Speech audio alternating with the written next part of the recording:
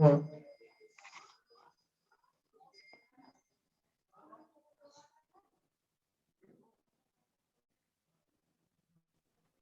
pagi, Assalamualaikum Pak Arek 3, Pak Pomo.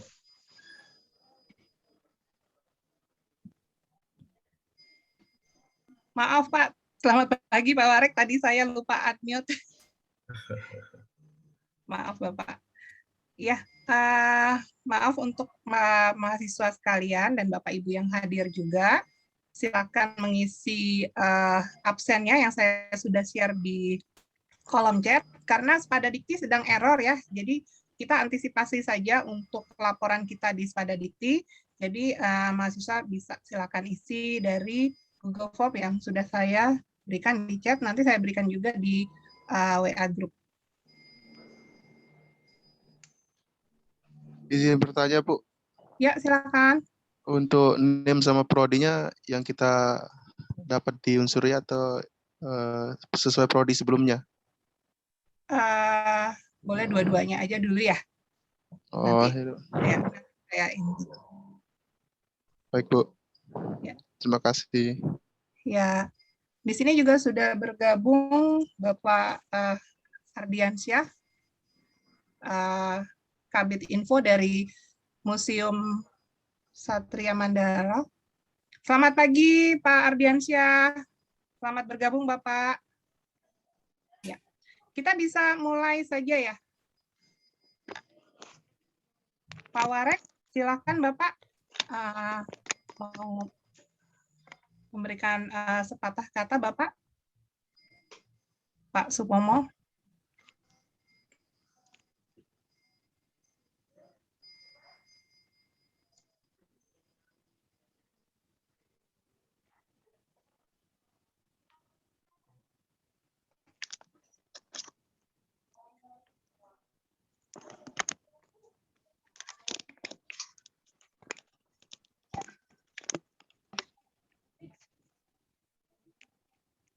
Halo. Ya, silakan Bapak. Ya, apa suara bisa diterima ya? Habis agak sedikit bermasalah nih. Oh, terdengar jelas, Pak. Terdengar, Pak. Oh, terdengar jelas.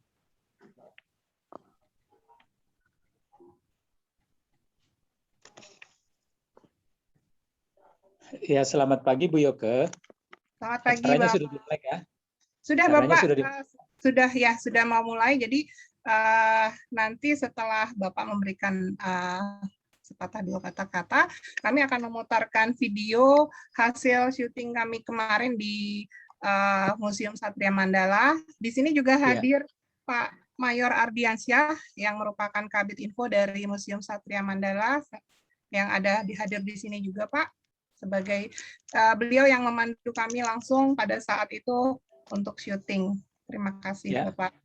Ya, silakan Pak Warek. Ya, baik. Assalamualaikum warahmatullahi wabarakatuh. Selamat pagi dan salam sejahtera bagi kita sekalian. Yang saya hormati pejabat Museum Satria Mandala, dalam hal ini diwakili oleh Mayor Ardiansyah. Yang saya hormati PIC, Pak Dedi, dosen pendamping Ibu Yoke, dan adik-adik mahasiswa yang tergabung dalam program Modul Nusantara yang batch pertama ini tahun 2021 yang terdiri dari mahasiswa dari Universitas Kartika Widya Mandira Kupang, kemudian Universitas Muhammadiyah Palangkaraya, kemudian Universitas Udayana Bali, Universitas Mataram, Universitas Islam Al-Azhar, Universitas Lambung Mangkurat, dan Universitas Bosowa di Makassar. Ada 7 orang adik-adik mahasiswa yang bergabung dalam program kali ini. Pertama, tentunya kami dari Unsurya atas nama Rektor mengucapkan selamat kepada adik-adik yang sudah join up dalam program ini. Mudah-mudahan bisa menambah wawasan kebangsaan, menambah cakrawala pemahaman tentang luasnya Indonesia, kayanya Indonesia, sehingga kita menjadi orang Indonesia yang betul-betul mengerti tentang Indonesia. Jangan sampai kita orientasinya hanya lokal saja. Tetapi dengan program ini diharapkan adik-adik tentunya bisa memahami wawasan yang lebih luas. Kaitan dengan program kali ini tentunya adik-adik dikenalkan dengan program yang berhubungan dengan daerah khusus Ibu Kota Jakarta. Daerah khusus Ibu Kota Jakarta ini adalah pusat sentral pemerintahan negara kita. Di sini aspek-aspek pemerintahan, politik, ekonomi, budaya, dan pertahanan keamanan menjadi fokus. Tetapi kali ini tentunya adik-adik dikenalkan dengan bagaimana budaya Betawi, bagaimana kehidupan daerah istimewa Jakarta, dan berikut dinamika yang ada di dalamnya. Mudah-mudahan adik-adik bisa mengambil pembelajaran, mengambil hikmah, mengambil insight, pemikiran-pemikiran untuk memperkaya adik-adik sekalian. Siapa tahu mungkin adik-adik berminat untuk melanjutkan studi di Jakarta S2, bisa studi di Unsurya, nggak apa-apa. Di sini ada program magister hukum, ada program magister manajemen yang sekarang sangat diminati oleh anak-anak milenial, sehingga jangan khawatir, kami akan membuka pintu yang seluas-luasnya kepada adik-adik sekalian. Tolong sampaikan juga kepada kawan-kawan mahasiswa, ayo mari kita ke Jakarta untuk menuntut ilmu, siapa tahu bisa dapat pekerjaan juga di Jakarta setelah nanti lulus. Jadi mudah-mudahan dengan program modul Nusantara ini, adik-adik bisa lebih kaya lagi wawasannya, lebih kaya lagi perspektifnya, dan bisa kita harapkan menjadi mahasiswa-mahasiswa yang unggul untuk kita menyongsong namanya era bonus demografi, yang bonus demografi adik-adik sekalian hanya terjadi satu kali dalam setiap bangsa. Maka bonus demografi ini menjadi cita-cita kita, visi dan misi kita. Kita harapkan betul-betul Indonesia, khususnya adik-adik sekalian dan teman-teman mahasiswa bisa memahami bagaimana pentingnya bonus demografi. Adik-adiklah yang mendapat kesempatan seluas-luasnya untuk menikmati bonus demografi ini. Akhirnya dengan mengucapkan Bismillahirrahmanirrahim, program ini atas nama Rektor kami nyatakan dibuka. Bila ada pertanyaan, tentunya dengan senang hati dosen pembimbing akan menjawab atau mentoring akan menjawab. Nanti sambil jalan kita akan terus membangun komunikasi yang baik antara dosen pembimbing, adik-adik mahasiswa, dan kami sebagai Warik 3 Unsurya yang membidangi masalah kerjasama, alumni, dan kemahasiswaan. Dengan senang hati kita akan sharing bersama adik-adik sekalian. Demikian, kurang lebihnya kami mohon maaf. Wassalamualaikum warahmatullahi wabarakatuh. Selamat pagi, dan kembali saya serahkan kepada PIC atau Ibu Yoko sebagai dosen pembimbing. Terima kasih, Bu. Wassalamualaikum warahmatullahi wabarakatuh. Waalaikumsalam. Terima kasih Pak Warek atas sambutannya. Sekarang kami akan segera memutarkan video hasil syuting kemarin di Satria Mandala yang dipandu oleh langsung oleh Bapak Mayor Ardiansyah. Silakan Edwil untuk diputarkan video hasil syuting kemarin, hasil kami mengelilingi Museum Satria Mandala. Silakan Edwil.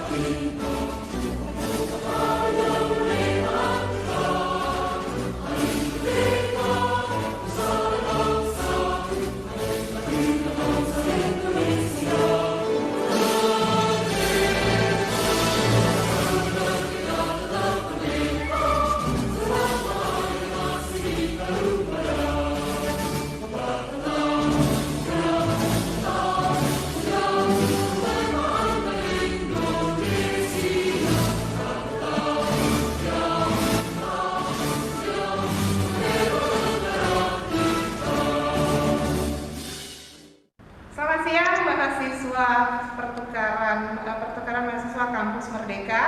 Pada siang hari ini saya berada di Museum Satria Mandala dan di samping saya ini Bapak Mayor Ardiansyah yang akan menggait kita atau memperkenalkan isi dari Museum Satria Mandala ini. Selamat siang Bapak. Selamat siang. Iya, Bapak, kami minta izin Bapak untuk bisa memperkenalkan atau Cerita sedikit menjelaskan. ya? Iya, betul Bapak. Ya baik, sebelum nanti kita melihat koleksi-koleksi yang luar biasa di museum kita, Museum Satria Mandala, saya cerita sedikit tentang sejarahnya. Baik, Museum Satria Mandala ini dulunya merupakan kediaman Presiden Soekarno bersama istrinya dari Jepang, Naoko Nemoto. Yang dikenal dengan Ibu Ratna Iya, Dewi. setelah menikah tahun 1962, Soekarno mengganti namanya menjadi Ratna Sari Dewi atau Dewi Soekarno. Dewi Soekarno. Nah, beliau menghadiahkan rumah ini dulu bernama Wisma Yaso. Yaso itu adalah adik kandung dari Naoko Nemoto atau Ratna Sari Dewi yang meninggal. Ya, karena mungkin ada tidak setuju dengan pernikahannya, setelah dia meninggal. Nah, setelah Soekarno meninggal tahun 1970, Wisma Yaso ini diserahkan ke Mabes TNI. Nah, atas ide dan perintah langsung dari Presiden kita yang kedua, Bapak Soeharto, dialihfungsikanlah museum ini menjadi dialihkanlah rumah atau Wisma Yaso ini menjadi museum. Dan diperintahkan Bapak Brigjen Nugroho Noto Susanto saat itu, Kapus Sejarah TNI. Dibangunlah museum ini dan akhirnya diresmikan tanggal 5 Oktober 1972. Ya, adapun cerita secara umum museum ini tentang perjuangan TNI bersama rakyat tentunya dalam merebut, mempertahankan dan mengisi kemerdekaan. Cerita tersebut dikemas dalam bentuk diorama. Ada juga benda-benda peninggalan para pejuang, baik benda tradisional maupun yang modern, itu senjata yang digunakan oleh tentara saat itu. Dan juga sejarah lahirnya bangsa dan lahirnya TNI. Semuanya diceritakan di Museum Satria Mandala. Melalui diorama yang ada di dalam Iya, sini ya Pak ya. dan juga koleksi-koleksinya yang lain. Kira-kira selain ini yang di pembuka ini Pak, banyak pastinya ya Pak bentuk-bentuk dioramanya. Iya. Dan juga yang tadi saya lihat di depan itu ada beberapa pesawat ya Pak ya. Iya. Nah, sekarang ini kita berada di ruangan Panji. Kalau bahasa Jawanya ada part of museum, jantungnya museum. Bahasa Jawanya gitu ya. Nah, di sini di ruang Panji ini kita lihat ada Panji angkatan, dua dari angkatan darat, ya Kartika Eka Paksi semuanya. Artinya bercita-cita tinggi dan luhur. Angkatan laut, Jales Kaifa, Jaya Mahe. Ada yang ingat? Justru di laut kita jaya. Di tengahnya ada angka Mabes TNI. Dengan semuanya cadek, satu dharma ikatama, 4 tugas, 1 perbuatan, artinya 1 komando, darat, laut, udara, dan polisi di bawah Mabes TNI. Setelah itu ada Angkatan Udara, Swabwana Paksa, sayap-sayap pelindung tanah air. Dan terakhir saat itu sebelum tahun 2000 polisi masih gabung ya. Dia punya semboyan Rastra Sewa Utama. Bahwa polisi itu abdi utama bangsa dan negara. Nah, di belakang kita ini ada replika besar teks proklamasi luar biasa sejarah lahirnya bangsa Indonesia dan ada teks tulisan tangan asli dari Pak Karno. Jadi ruangan ini menggambarkan bagaimana perjuangan bangsa Indonesia akhirnya puncaknya meraih kemerdekaan pada tanggal 17 Agustus tahun 0505 itu adalah kalender Jepang 2605 artinya 1545 seperti itu. Nanti juga kita akan melihat diorama-diorama. Yang pertama, kita lihat diorama tentang pembacaan teks proklamasi, bagaimana prosesnya, ada lahirnya BKR, lahirnya TNI atau TKR saat itu, terpilihnya Pak Dirman sebagai Panglima TNI yang pertama, dan juga perjuangannya menggunakan tandu Jenderal Sudirman ya saat itu, dan juga benda peninggalan dari Pak Dirman. Dan nanti kita juga akan melihat senjata-senjata yang digunakan oleh tentara kita dan tentara penjajah ditaruh di ruangan bawah dari museum. Itu dulunya kolam renang Soekarno. Iya, kalau dan kita lihat di sana ada kolam renang Soekarno zaman dulu, tapi sekarang karena sudah dialihfungsikan menjadi museum, menjadi koleksi senjata. luar biasa ya. Iya, nanti setelah dari ruangan senjata, kita akan keluar menuju taman dirgantara. Di sana nanti ada yang akan melihat koleksi pesawat-pesawat tempur dan pesawat-pesawat non tempur yang digunakan oleh Belanda, Inggris, dan juga beberapa pesawat yang dibuat pertama kali oleh Angkatan Udara. Ada 3 pesawat nanti kita akan lihat di sana, dan juga ada tank serta panzer yang digunakan oleh marinir dalam operasi Trikora. Iya, dan di depan nanti kita akan lihat juga ada pesawat Skylark yang digunakan dalam operasi oleh Angkatan Udara. Ada juga KRI Macendudul yang tenggelam di Laut Aru dalam masa operasi Trikora saat itu. Dan kita juga punya koleksi yang baru, yaitu pesawat OB-10 Bronco. Dan juga ada radar yang biasa yang kita terima dari Angkatan Udara. Kira-kira itu gambar umum, nanti akan kita lihat di museum. Lebih detailnya ya Pak ya? Iya, nanti di detailnya kita akan langsung ke TKP. Ya, mari kita lanjut. Ya. Nah, nih kita lihat ini ada diorama pertama, yaitu tentang pembacaan teks proklamasi kemerdekaan Republik Indonesia. Kenapa kita bacakan bulan Agustus? Nggak September, Oktober, November, Desember? Iya. Karena di bulan Agustus, tanggal 6 dan 9 Agustus, 2 kota besar Jepang, Nagasaki dan Hiroshima, dibom atom oleh sekutu. Sehingga tanggal 16 Agustus, Belanda, Jepang menyerah tanpa syarat. Nah, momen tersebut segera digunakan oleh kaum muda dan yang tua juga untuk segera membaca teks proklamasi.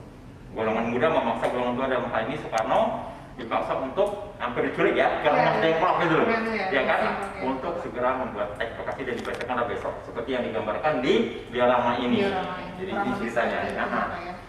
Di sebelahnya, 5 hari setelah kita merdeka, pemerintah segera memutuskan kita harus membentuk BKR, Badan Keamanan Rakyat, dan tujuannya ya agar untuk mempersatukan ya organisasi pejuang saat itu berjuang masih secara kedaerahan, disatukan dalam satu organisasi juang, yaitu Badan Keamanan Rakyat atau bahasa Jawanya People Security Body, bahasa Jawa itu ya. Yang kedua tujuannya ini untuk menjaga keamanan ketertiban saat itu. Karena kita sudah merdeka, Jepang tidak mengakui, Inggris, Belanda tidak mengakui, makanya kita harus membentuk Badan Keamanan. Tapi belum tentara ya, baru badan. Nah, ini salah satu Kongres Pemuda yang pertama yang dilaksanakan di Yogyakarta, yang tujuannya ada 2, membahas tentang pembentukan BKR. Karena ada beberapa badan perjuangan yang tidak setuju. Kenapa badan perjuangan? Kenapa nggak tentara aja langsung, ya kan? Akhirnya dirapatkan di sini. Yang kedua untuk persiapan menghadapi Inggris dan Belanda. Karena di saat yang sama Belanda, Inggris sedang menyerang kota Surabaya 10 November. Iya, jadi persiapan juga menghadapi Inggris di pertempuran Surabaya. Nah, ini salah satu pertempuran yang terjadi setelah kita merdeka. Jepang tidak mau mengakui sehingga kita serang markas-markas Jepang yang selama ini diduduki mereka. Ini salah satunya golongan kepolisian ya saat itu tidak dilucuti senjatanya sama Jepang karena dianggap non kombatan. Akhirnya menyerang balik, padahal mereka dilatih oleh tentara Jepang, yaitu tentara Peetasan itu yang menyerang gedung petai di sana. Dan kita berhasil merebut beberapa pucuk senjata. Yang senjatanya nanti kita lihat di bawah ini. Di lantai bawah ini ada senjata yang berhasil direbut. Yang tadinya kolam renang, Pak. Iya, benar sekali. Nanti kita lihat. Nah, akhirnya ya karena situasi semakin genting, bulan September Inggris dan Belanda datang mendarat di Indonesia. Pemerintah segera memutuskan membentuk tentara, yaitu TKR. 5 Oktober. Akhirnya TKR, inilah sejarah lahirnya TNI yang sekarang kita peringati setiap tanggal 5 Oktober, ya sebentar lagi ya kita akan peringati. Nah, inilah sejarah lahirnya karena situasi semakin gaul saat itu. Akhirnya dibentuklah Tentara Keamanan Rakyat atau bahasa Jawanya People Security Army. Oke, lanjut. Ya, bahasa Jawanya itu ya. Nah, ini apa yang ditakutkan terjadi akhirnya ya kan? 10 November terjadilah pertempuran paling dahsyat, paling besar ya, yaitu pertempuran Surabaya. Pada saat itu Inggris ya datang ke Indonesia bukan untuk menjajah sebenarnya. Tujuannya adalah untuk melucuti senjata tentara Jepang, memulangkan tentara Jepang ke negaranya, dan membebaskan tawanan tentara Jepang, yaitu orang-orang Belanda yang ditawan oleh Jepang. Jadi Belanda dan Inggris datang ke sini tujuannya tersebut. Tapi karena dihasut oleh Belanda, Inggris akhirnya berubah. Ditambah lagi setelah matinya salah satu jenderalnya itu Brigjen Malabi. Karena terjadi pertempuran kecil di dekat Jembatan Merah, Surabaya. Akhirnya Inggris murka. Surabaya di ultimatum harus menyerahkan, yaitu tanggal 10 November jam 6 pagi. Jam 6 pagi ya. Tapi arek-arek Surabaya ya kan tidak mau mendengarkan perintah dan ultimatum tersebut. Sehingga kota Surabaya dikepung dari darat, laut dan udara oleh Inggris dengan kekuatan yang sangat penuh. Tapi rakyat Surabaya namanya bonek ya kan, Iya. bocah nekat ya kan, Nekat. tidak takut. Terjadilah pertempuran hampir 3 minggu. 3 minggu. Iya, pertempuran di ya. Surabaya 3 minggu berturut-turut. Yang konon katanya rakyat Surabaya karena sibuk perang terus, nggak sempat lagi main TikTok. Oh, nggak ada dulu ya. Belum ada Pak. Belum ada. Nah, pertempuran yang tidak seimbang ini mengakibatkan ribuan rakyat Surabaya tewas. Dan untuk memperingati peristiwa yang sangat-sangat luar biasa ini, Iya. heroik sekali, pemerintah menjadikan hari ini, hari tanggal 10 November sebagai hari pahlawan. Dan Inggris 1 bulan berikutnya membuat berita di surat kabar, English newspaper. Oh, bahasa Jawanya ya. Bahasa Jawa tuh Pak ya. Kata Inggris, pertempuran paling dahsyat, paling mengerikan dan menakutkan adalah pertempuran Surabaya. Karena lama sekali tuh Pak ya. Bukan, karena ditanya lah kenapa. Kenapa? Kata Inggris, area-area Surabaya benar-benar nekat. Berani menyerang mereka hanya dengan bambu runcing, bayangkan. Sedangkan Inggris menggunakan senjata mesin, ya, menggunakan tembakan jarak 100-200 bisa nembak. Kita berani Iya. mengejar dengan bambu runcing. Luar biasa tuh Pak ya. Kata tentara Inggris ini nekat sekali kan, luar biasa. Nah, inilah dibilang paling mengerikan, pertempuran paling mengerikan menghadapi orang-orang jihad seperti area-area Surabaya. Ini kisah yang luar biasa. Lanjut kita? Lanjut Pak. Luar biasa ya. Kita lanjut. Nah, kita akan lihat ruangan Panglima ya, sebagai Panglima TNI yang pertama. Ini, Sambilnya ya Pak. wah sambilnya luar biasa, kita lihat tanda Panglima ya. Saya cerita sedikit. Oh, silakan, Ya Pak. baik. Jadi Kami memang mau mendengarkan cerita yang tepat tanggal 19 Desember ya. tahun 48, Belanda melancarkan agresi militer yang kedua. Dia menyerang lapang udara itu sampai ke Maguwo. Sekarang kan Adi Sucipto digempur habis-habisan ya, sehingga Belanda langsung bisa menguasai dalam tempo 1 hari, bisa menguasai Yogyakarta yang saat itu ibu kota Indonesia, Yogyakarta. Nah, sehari sebelum Belanda melakukan serangannya, Pak Presiden memanggil Pak Sudirman, Pak Presiden Soekarno memanggil Pak Dirman ke istana. Kata Presiden Soekarno, Mas Dirman. Kurang lebih seperti ini. Iya, Mas Dirman, gitu kan? Sampai kan baru saja keluar dari rumah sakit, iya nggak? Iya. Sampai masih lemah sekali. Sebaiknya Mas Dirman istirahat saja di rumah. Nanti akan saya kirim dokter pribadi. Iya. Kira-kira jawaban Pak Dirman apa ya? Nggak mau Pak. Iya, terima kasih Pak Mas Presiden. Raga saya memang sakit, tapi semangat di jiwa saya tidak pernah sakit. Full. Iya, Sudirman memang sakit, Panglima besar tidak pernah sakit. Bayangkan, di saat itu beliau lebih memilih, kata dia, saya lebih memilih tempat terbaik saya adalah di tengah-tengah anak buah saya. Luar biasa Pak Dirman berpikir seperti itu di usia yang masih sangat muda, usia 30 tahunan. Dia Masih lebih, 30 iya, tahun, Pak, ya, usia di dia lebih memilih perang. Kenapa dia lebih memilih perang? Bayangkan, karena dia tahu persis kalau dia ikut apa yang diperintah oleh presiden, istirahat di rumah, maka tidak ada pemimpin yang bisa memimpin pasukan sehebat dia. Tidak akan ada perang gerilya, Iya. tidak akan ada perlawanan. Iya. Coba bayangkan sekarang ini ya, kita bayangkan dengan pengambilan Pak Dirman. Misalnya, ibu nih datang ke kampus, tiba-tiba rektor bilang, aduh, ibu kayak pucat mukanya ya, bisa saja di rumah. Ibu teringat cerita Pak Dirman dong, oh, terima kasih Pak. Jangan Pak. Saya memang sakit, tapi semangat saya tidak bersakit, jadi tempat terbaik saya di rumah. Di rumah lagi. Nah itu gambaran yang kita sebagai contoh Pak Dirman. Dia lebih memilih, lebih memilih bangsanya daripada pribadinya. Coba bayangkan kalau dia istirahat, tidak ada perlawanan. Negara lo tidak tahu Indonesia masih ada saat itu. Dan beliau akhirnya memimpin perang gerilya. Dan saat itu Pak Karno lebih memilih untuk stay di istana, untuk memutuskan untuk diplomasi saja. Pak Dirman memutuskan untuk bersenjata, melakukan perlawanan. Dan akhirnya Pak Dirman berhasil dalam tempo 7 bulan berhasil memimpin perang gerilya dan mengusir Belanda pada bulan Juli 49. Dan akhirnya ada KMB, konvensi meja bundaran. Nah, itu cerita Pak Dewa. Ini tandunya tandu yang kelima. Jadi hampir kurang lebih ada 9 tandu yang digunakan selama perang gerilya di hutan Yogyakarta. Ya. Dia beliau ini yang kelima, yang asli yang kita punya. Nah, jadi ceritanya luar biasa. Oke, kita lanjut. Benda-benda peninggalan Pak Dirman. Ini cuma untuk menggambarkan kepada generasi muda bagaimana sosok sederhananya seorang panglima TNI. Ya, meja tulis meja kerjanya, ya. Di sini ada tempat tidurnya, bayangkan. Ini asli juga ya, Pak? Kalau ini kita replika. Tapi bayangannya seperti inilah. Bagaimana Pak Dirman, ya, seorang panglima TNI tidur seperti ini. Bahkan, ya, ketika perang gerilya, Pak Dirman, istrinya dan ibunya menyumbangkan semua hartanya, emasnya, kalau izin untuk modal perang gerilya. Begitu cintanya. Begitu cintanya.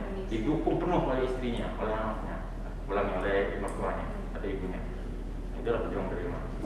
Nah, ini kita lihat ini benda peninggalan Pak Dirman, ya, ada pedang katana atau samurai yang digunakan atau yang diperoleh saat Pak Dirman ikut pelatihan militer peta Jepang tahun 43. Beliau langsung dapat pedangnya.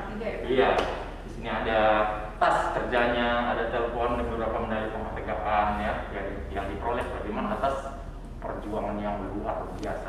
Dan luar biasanya lagi Pak Dirman ini, walaupun dia, ya, meninggal di usia yang sangat muda, 34 tahun.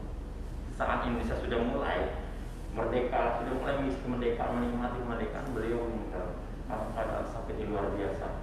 Ketika perang gerilya, beliau harus menahan sakit dan puncaknya beliau akhirnya meninggal dunia. Dan jasa-jasa beliau kita lihat sampai sekarang. Nama jalan, bahkan di Jepang ada patung Pak Dirman sebagai penghargaan yang luar biasa. Jadi banyak contoh sudut teladan yang bisa kita dapat, kita peroleh dari Jenderal Sudirman. Ya. Nah, ini ada bagaimana Pak Dirman saat itu perang gerilya dari bulan Desember 48 berakhir bulan Juli 49, beliau kedinginan di dalam hutan. Beliau pakai jubah, kalau bahasa Jawanya coat, ya, kalau salah. Nah, ini di mana Pak Dirman seperti di foto-foto kita lihat, ya.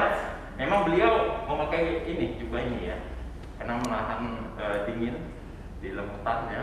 Pernah suatu ketika perang gerilya, Pak Dirman dikepung, pernah dikepung oleh Belanda. Nah, Pak Dirman ini dianggap sakti. Kenapa dibilang sakti? Tahu nggak di jimatnya apa jimat Pak Dirman?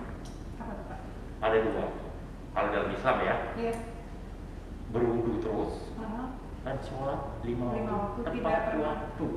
Coba kalau kita, saya pernah nyoba nih, sholat 5 waktu tepat waktu. Paling baru sekali nyoba, besoknya berubah lagi tuh, ya nggak bisa kan tepat 5 waktu tepat waktu. Nah, itu luar biasa Pak Dirman, ya.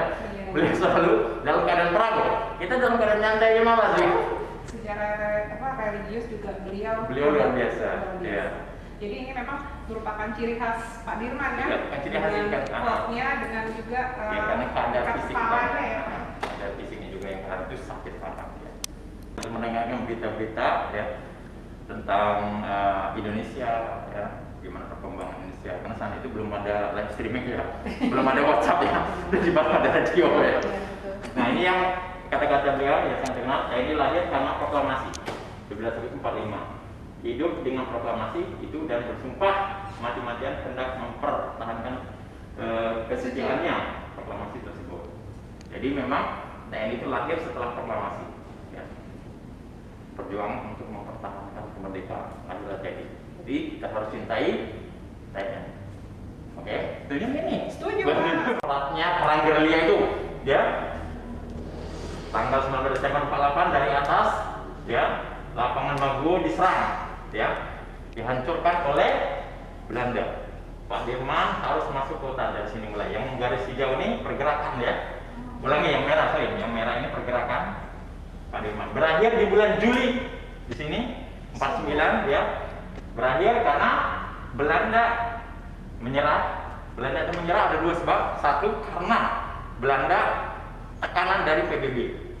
Belanda masih menyerang Indonesia padahal Indonesia sudah merdeka, seperti Palestina lah, ya kan? Ya. Yang kedua memang kehebatan dari Pak Dirman dan pasukannya, ya, dalam melawan Belanda. Akhirnya pulang ke sini, berakhir di Yogyakarta, di Istana Yogyakarta lagi kembali. Kurang lebih jalan kaki berapa? 1010 km, bayangkan. Sebagai pendiri bangsa ini, ya, ada Insinyur Soekarno, ya, proklamator, yang ahli dalam strategi diplomasi, ya, dan ada seorang panglima besar, bintang 5, ya, ahli strategi perang, ya, yang berhasil merebut dan pertarungan kemerdekaan bersama pasukannya. Dan ini ada wakilnya, Jenderal Urip Sumoharjo. Beliau ahli dalam sektor perang. Jadi ini di lapangan, ini di staf di belakang saya. Tapi semuanya berjasa untuk bangsa dan negara Indonesia. Makanya disebut 3 anak mandiri. Iya, Nasution. Kita lihat foto ini bagaimana kisah Jenderal Nasution, ya, setelah beliau hampir menjadi korban penculikan PKI. Ya, 1 Oktober 65, jam 4 subuh kurang lebih. Beliau satu-satunya jenderal yang selamat. Ini ketika beliau lolos dari penculikan, ya. Akhirnya beliau dirawat di Mako Markas Kostrad. Dirawat dalam keadaan kakinya terluka, dan sedangkan ajudan dan anaknya 5 tahun, masih ingat ya, Adi Irma Sugiarni, ya, harus meninggal dunia. Anaknya yang kecil itu, Adi Irma Sugiarni 5 tahun.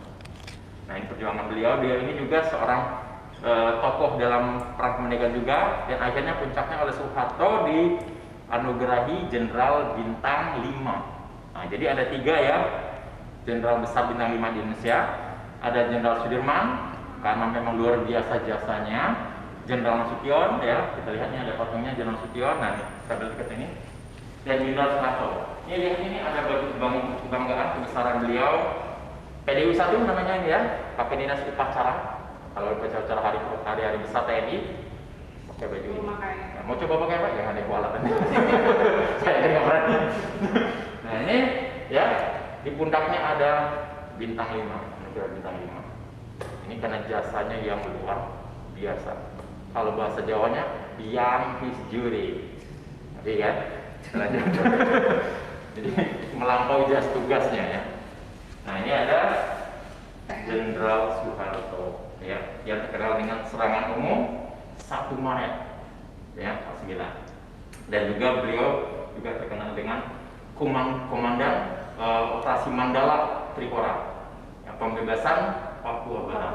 Nah, beliau di Indonesia dan akhirnya menjadi presiden, ya, menggantikan Presiden Soekarno, ya. Nah, untuk itu beliau juga mendapat jasa anugerah 5 stars bahasa Jawanya, bintang 5, ya. Jadi walaupun memang terkadang ada kontroversinya, tapi mau tidak mau kita harus mengakui. Iya, harus mengakui jasa beliau ini luar biasa, ya, terhadap bangsa dan negara. Nah, ini ada bagi kebanggaannya juga besarannya. Ini PDU 1-nya, Pakaian Dinas Upacara 1, Jenderal Soeharto. Jenderal Soeharto paling terkenal dengan apa katanya? Bahasa Jawa, smiling general. Wahai jenderal yang suka tersenyum nih, senyumnya luar biasa, ya. Gula aja lewat, Bu.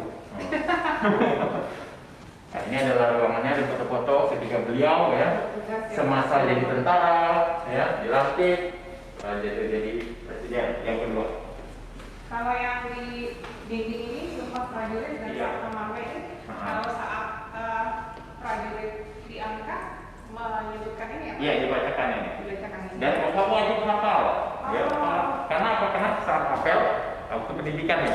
Iya, nah, misalnya siswa Andi, maju ke depan depan, membacakan, bacakan Sabta Marga Sumpah Prajurit. Nah, kalau nggak hafal, ya saya dosa. Agak mati, ya, kayak ini. Nah, kita akan melihat diorama 2. Ya, ini pertempuran setelah kita merdeka. Jadi setelah merdeka bukannya tenang, malah perang terus, ya kan? Ya, ini pertempuran 5 hari di Semarang melawan Jepang. Jepang kan seperti saya sampaikan tidak mau mengakui kemerdekaan, sehingga terjadi pertempuran di mana-mana, ya. Salah satunya di Semarang, ya. Dupahuliun awalnya dikuasai Jepang. Akhirnya rakyat TKR bersama rakyat merebut kembali. Nah, Jepang marah, nambah pasukan lagi, kita rebut lagi kita Jepang. Nah, ketika mau terjadi pertempuran, Inggris masuk. Inggris mengajak ceasefire, artinya itu berunding atau menghentikan pertempuran, ya. Akhirnya terjadi perundingan dan Jepang akhirnya mengalah. untuk pulang ke negaranya. Ya. Nah ini kita lihat ini sesuai dengan moto TNI. Ada tahu nggak moto TNI? Ada yang tahu moto TNI? Bersama rakyat TNI Kuat. Di sini digambarkan di sini ya, jadi ke sini ya. Bagaimana ya ibu-ibu, ya bapak-bapak, para petani membuat dapur umum untuk membantu logistik TNI. Ya, bayangkan kalau saat itu ya masyarakat atau rakyat tidak membantu. TNI perang dalam keadaan perut lapar, bayangkan. Yang berbunyi bukan suara tembakan nanti ya enggak? Suara perut, nggak lucu ya kan? Suara perut, nah makanya rakyat ya membantu. Inilah kebersamaan ya TNI, kalau bahasa Jawanya manunggal, TNI bersama rakyat. Ya, jadi saling mencintai TNI bersama rakyat. Oke guys, lanjut. Nah kita lihat dulu nih sejarah pakaian seragamnya sedikit nih. Jadi dulu tentara kita, tentara BKR dulu ya, bukan seperti saya seragamnya, seperti ini. Dari yang putih itu Pak? Iya, jadi konsep pakaian ini masih dipengaruhi tentara Jepang. Kenapa? Karena tentara BKR itu banyak yang dilatih oleh tentara bekas-bekas tentara Jepang, yaitu peta ya, campur kenil ya, kenil Belanda. Nah, jadi pakaiannya konsepnya belum dapat nih, tukang jahit kemana nggak tahu dulu saya. Masih mendapat pengaruh dari Iya, belum ada tukang jahit. Iya. Tailor belum ada, ya. Nah ini ceritanya nih, BKR ya. Nah di sini, ini pertempuran yang paling terkenal yaitu Ambarawa. Disinilah kehebatan Pak Dirman teruji ya. Saat itu Pak Dirman mengepung tentara Inggris yang ingin menguasai kota Ambarawa. Karena Ambarawa ini sangat strategis kan itu, ya, dikuasai Inggris ya. Inggris ini kurang ajar, dia diprovokasi terus oleh Belanda. Karena Inggris dan Belanda saat itu punya perjanjian dua negara. Jadi kalau Inggris menguasai daerah jajahannya pernah dikuasai Belanda, mereka Inggris wajib menyerahkan ke Belanda. Nah, dalam ini Inggris membantu Belanda, ya. Tapi Pak Dirman dan pasukannya berhasil memukul mundur tentara Inggris yang ada di Ambarawa dengan menggunakan taktik gerilya. 3 hari pertempuran, ya. Subuh ketika Belanda lagi enak ngorok ya kan, tidur, serang, itu taktik gerilya ya. Pak Dirman, ya kan. Nah ini pembacaan teks proklamasi 1 bulan setengah setelah di Jakarta dibacakan ya. Pembacaan teks proklamasi ini di bawah intimidasi Belanda dan Inggris ya. Tapi Gubernur Sumatera harus tetap membacakan. Kenapa dibacakan ulang? Karena lagi-lagi tahun 45 kita belum punya WhatsApp streaming, belum ada secara langsung radio. Jadi daerah-daerah lain itu banyak belum tahu ya bahwa ini sudah mereka. Makanya dibacakan ulang ya di daerah-daerah manapun. Ya, nanti kita lihat. Salah satunya yang di Medan di sini. Iya, Sumatera Utara. Ya, ini ada Bandung Lautan Api. Ini pasti kita dulu pernah belajar ya, pernah dengar ya. Saat itu Bandung Utara dikuasai Inggris, Bandung Selatan dikuasai oleh tentara kita yang ada di Bandung. Tapi Inggris melanggar perjanjian. Dia ingin menguasai semua daerah Kota Baru termasuk Bandung Selatan. Nah, saat itu tentara kita tidak punya pilihan. Kalau melawan pasti kalah. Persenjataan sudah pasti kalah nih. Ayo pemerintah, pemerintah memerintahkan sudah tinggalkan Bandung Selatan, tapi menggunakan taktik bumi hangus. Akhirnya sambil mengundurkan diri dari Bandung Selatan, ribuan rumah dibakar.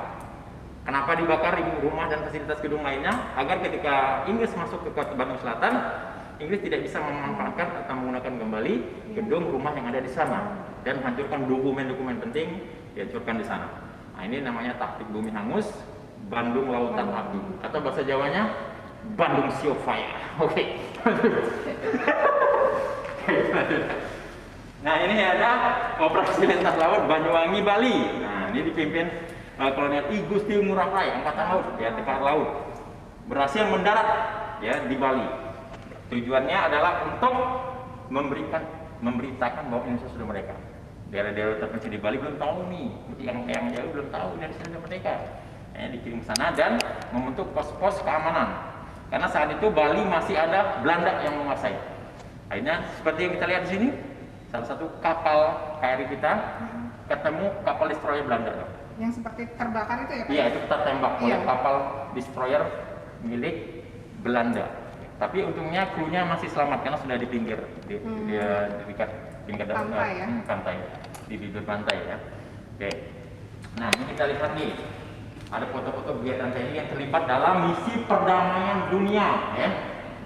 Yang pertama sekali kita laksanakan di Mesir untuk membantu mengamankan negara-negara yang sedang konflik ya, seperti sekarang ya, Libanon, Palestina. Nah, ini kita selalu berhasil ya melaksanakan operasi tersebut.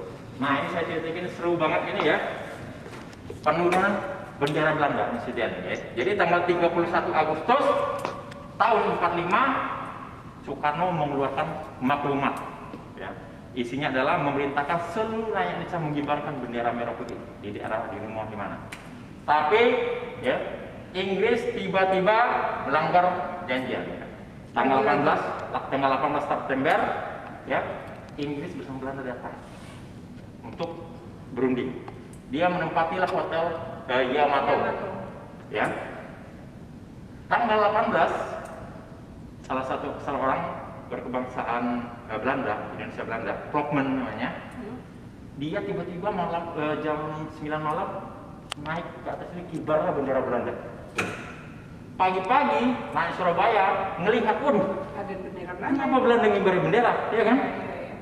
Wah ini parah ini. Akhirnya Pak Dirman dan ajudannya 2 orang ya masuk ke hotel untuk menemui Plokman dan perwakilan Inggris lainnya. Tapi Plokman tidak mau menurunkan itu bendera. Kata dia, kamu nggak merdeka, kami masih menjajah kamu. Pak Dirman marah dong. Akhirnya terjadi pertengkaran dan Plokman mengeluarkan senjata, mau menembak. Nah, salah satu ajudan Pak Dirman langsung merebut senjata, ditendang, senjata metal, dicekek oleh Plokman, mati. Pak Dirman pergi keluar untuk melihat keluar ya kan, dan juga karena tentara Belanda udah mulai masuk. Ajudan Pak Dirman juga meninggal kena tembak. Plokman mati. Dan akhirnya bendera ya diturunkan ya. Diturunkan ya. Dan akhirnya dirobeklah warna biru ya. Dan itulah sejarah ya peristiwa penurunan bendera Belanda ya. Jadi Belanda ini luar biasa ininya ya. Lewat batas dia ya. Kita sudah merdeka, tetap aja dia ngakuin. Nah ini ada perebutan pangkalan udara Bugis Malang. Nah ini kita berhasil merebut ya. Kurang lebih ada sekitar 10 unit pesawat tempur Jepang, pesawat Cureng dan Nishikoren salah satunya, dan 167 unit pucuk senjata. Senjatanya ada di kolam renang ini. Ini kita lihat nih bawah ini ya. Ini Bugis Malang ya, luar biasa. Ada pertempuran dekat Istana Bogor, nah ini dipimpin Kapten Muslihat melawan tentara Inggris ya, dan berhasil. Tapi sayang ya, karena Inggris sana itu lebih kuat, sehingga Kapten Muslihat dan satu kompi pasukannya terbunuh. Nah, untuk mengenang peristiwa tersebut di Bogor kita kenal dengan Jalan Kapten Muslihat ya. Tuh kita lihat ya, itu ada tulisan Belanda ya, New GBO. Artinya itu apa? Pabrik yang dibangun oleh Belanda sana itu ya. Nah, di sini kita lihat jalannya pertempuran yang menggunakan taktik gerilya. Lihat sini, ini tentara kita ada di atas bukit, ya di Cibadak, tahu Cibadak ya, Bumi. Konvoi pasukan Inggris lewat, terjadilah penyergapan, ya tentara Inggris yang tuh lihat tuh banyak yang tuh masih hidup tuh satu tuh, enggak ya? Kira-kira di jalan seperti itu tuh Pak ya? Iya, ya konvoi tanknya sama pansernya ditembakin, tapi Inggris kan lebih canggih, dia langsung calling temannya angkatan udara, tolong bantuan dari atas, kirim pasukan. Ini apa Inggris Royal Air Force kirim untuk menggubur tentara kita yang di sini. Karena dia lebih canggih, akhirnya ada juga kita terbunuh dan kita harus pergi, meninggalkan, ya harus mundur, ya, gitu. Jadi taktik gerilya itu kalau kita ketahuan posisi kita itu yang kita digempur. Nah ini peristiwa 3 daerah ya, 21 Desember 45, bayangkan di tahun 45 kita harus melawan 4 musuh sekaligus. Jepang, Belanda, Inggris, PKI, luar biasa itu, ya. Dari luar dan dari dalam. Iya, ya. PKI di Pemalang, Tegal dan Brebes, ya, ingin membentuk negara komunis di sana. Mereka sempat membantai dan membunuh kepala daerah di sana. Tapi akhirnya tentara kita berhasil menumpas PKI. Jadi PKI sudah dari tahun 45 sudah menjadi musuh dalam selimut. Nggak tahu selimut tangga apa sih? Indonesia. Iya, ini pertempuran perempuan di Aceh, ini bayangin nih. Sekarang lawan Jepang lagi nih, bayangkan. Tadi dari Belanda, Inggris, Jepang. Jadi Aceh. Ini dalam kereta itu ada tentara Jepang, kurang lebih 250 ya. Seperti itu ya, Pak. Ya. Nah, ini tentara kita menggunakan taktik gerilya. Relnya dihancurkan, tuh lihat tuh, dihancur ya. Nah, nggak bisa lewat lagi kan, mundur nggak bisa, maju bisa. Akhirnya langsung disergap. Ya, di sini ada tergabung dalam tentara pelajar juga di sini. Ya, anak sekolah, tentara pelajar TGP ya, tentara jadi pelajar ya, berhasil meledakkan kereta. Ya. Dan akhirnya hampir 100 orang tentara Jepang tewas, atau bahasa Inggrisnya modal. Ya. Nah, ini ada ekspedisi ke Maluku. Nah, Maluku tujuannya sama dengan Bali tadi, untuk memberitakan bahwa Indonesia sudah merdeka. Hoi, kita sudah merdeka, gitu ibaratnya kan. Ditancapkanlah bendera merah putih, ya kan? Dan juga membentuk pos-pos BKR Tentara Laut ya di sini ya. Agar apa? Agar negara seperti negara penjajah Belanda mengetahui bahwa Indonesia sudah menguasai semua ya, di daerah-daerah terpencil sudah dikuasai. Oke, lanjut. Nah, ini kalau ada Wong Palembang dengerin nih ya. Wong Palembang hebat juga ya. Pertempuran 5 hari 5 malam di Palembang. Ini ketika agresi militer Belanda 1 tahun 47 ya. Di sini ya, Belanda mengultimatum Wong Palembang ya. Katanya harus segera menyerahkan senjatanya dan menyerahkan diri. Tapi Wong Palembang terkenal ya, beboco ya, jago berantem ya, hebat. Akhirnya mempertahankan Palembang. Terjadilah pertempuran yang sangat dahsyat 5 hari 5 malam. Tidak berhenti-henti, 5 hari 5 malam. Bahkan katanya Raja Palembang saat itu nggak sempat lagi makan pempek. Memang belum ada ya. Pertempuran 5 hari 5 malam di Palembang ya. Galak makan pempek nggak? Oh ya, ini tanda bahaya dalam perang kemerdekaan. Nah, ini sejarah lahirnya kentongan ya. Sekarang di pos ronda kan ada tuh kentongan ya. Nah, ini saat perang kemerdekaan tahun 45 kita sudah punya kentongan. Kentongan ini lahir dari bambu ya, kalau mau tahu ya. Bambu dipotong. Karena suaranya lumayan ya. Kalau Belanda masuk ya kan pukul, pening. Jepang masuk. Nah, kalau sekarang kan kalau maling motor masuk ya langsung pukul orangnya ya. Jangan kentongan. Buru lari dia. Oke. Nah, kita lihat ini ada struktur organisasi Panglima TNI ya. Biar adik-adik masih tahu ya. Nah, ini adalah pemimpin-pemimpin TNI ya. Dari yang pertama yaitu paling muda, usia 29 tahun. 12 November 45 diangkat menjadi Panglima TKR. Ya. Sama dengan TNI ya, kalau dulu namanya TKR ya. Beliau ya memimpin Tentara Nasional Indonesia ya dalam perang kemerdekaan. Nah, ini ada berikutnya ya, ada di sini. Nah, ini masih ingat ya, Pak Gatot Nurmantio. Angkatnya apa? Marsikal Hadi Cahyanto ya. Nanti insya Allah fotonya kesini nih. Kalau beliau sudah pensiun nanti ya. Nah, ini adalah ya, udah purnawirawan, Pemuldoko dari Angkatan Laut. Ya. Itu ya. Oke, kita menuju ke ruang senjata kali ya. Ini sekilas saja ini ya, beberapa penghargaan yang diberikan ya kepada para pimpinan TNI ya, bintang dari Kapolri ya. Nah. Oke, kita lanjut ke ruangan senjata, dulunya kolam renang Soekarno. Nah, kita lihat ini ruang renang. Ini semacam kayak ini ya, tempat kopi ngopi gitu ya. Ini private ya, kolam renangnya. Sengaja dibuat Soeharto untuk istri tercinta Naponimoto atau Antasari Dewi. Soekarno. Presiden Soekarno. Iya. Tahun 61 ya sudah mulai dibangun dan didirikan. Nah, ini kita lihat beberapa senjata-senjata rakitan ya dibuat oleh ini saya bilang tadi tentara pelajar ya.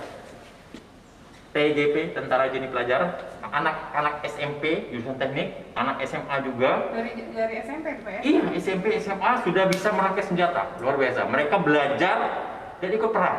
Karena keadaan yang bisa mereka iya.